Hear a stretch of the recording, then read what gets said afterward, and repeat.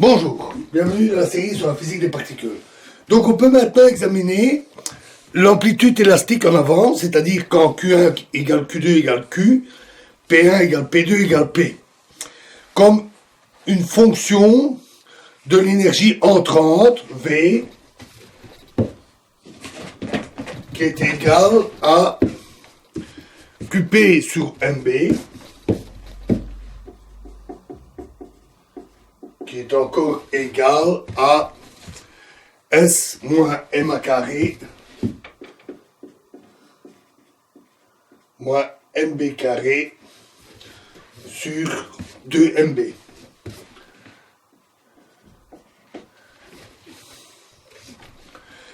Ce que nous voulons montrer, c'est que cette amplitude est analytique dans le plan de coupure qui suit l'axe réel.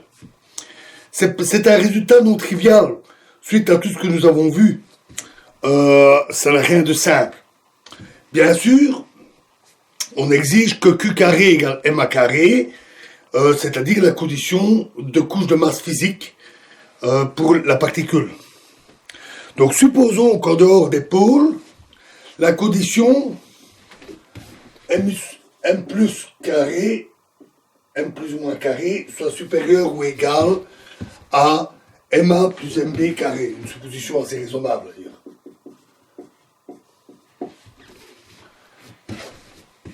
Donc supposons que cette condition est satisfaite. On en tire alors les propriétés suivantes pour la diffusion en avant. Premièrement, l'amplitude est analytique dans le plan complexe. Donc ça, on tire ça aussi de tout ce que nous avons vu dans ce qui précède.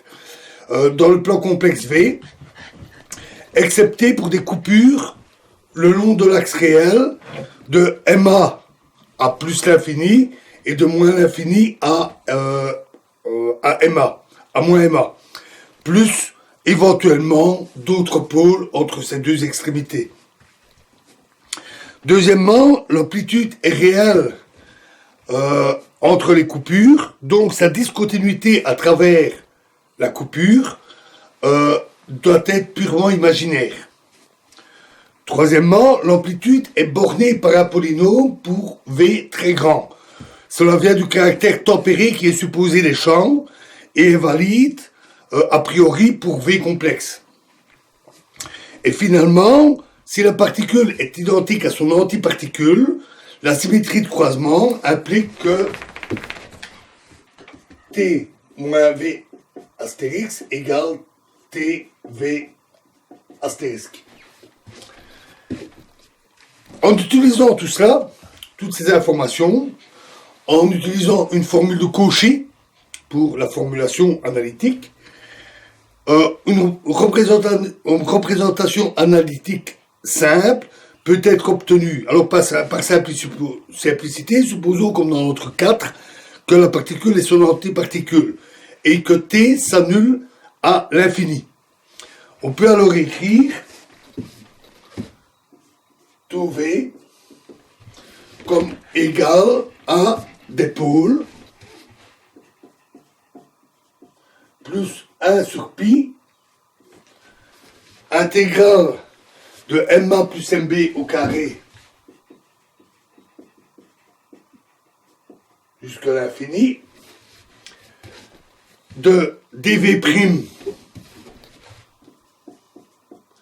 partie imaginaire de TV'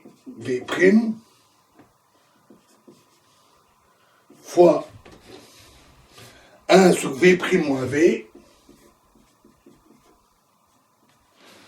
plus 1 sur V' plus V.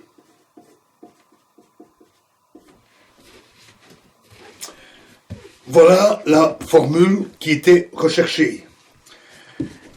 Notons que si TV ne s'annule pas à l'infini mais peut croître comme une puissance de V, on peut retrouver une représentation tout à fait analogue en utilisant une fonction qui est divisée par un polynôme réel de V. Un polynôme réel en V. Insistons sur le fait que dans cette relation, seules des quantités physiques observables mesurables entrent dans la représentation.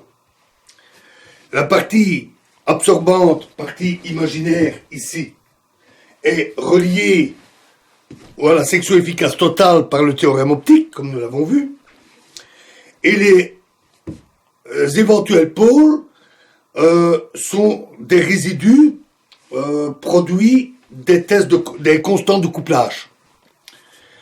Et des formules de ce type permettent effectivement, dans des cas pratiques, d'effectuer des mesures de telles constantes de couplage.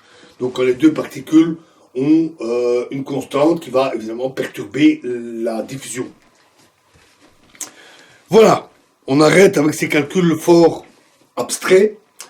On va terminer dans la prochaine vidéo en mentionnant deux résultats importants qui posent des contraintes sur le comportement à grande énergie, à haute énergie, et qui sont en relation proche avec les propriétés analytiques. Ça me permettra de clôturer cette partie quelque peu abstraite pour passer à du plus concret après avec la théorie des perturbations. Je vous remercie.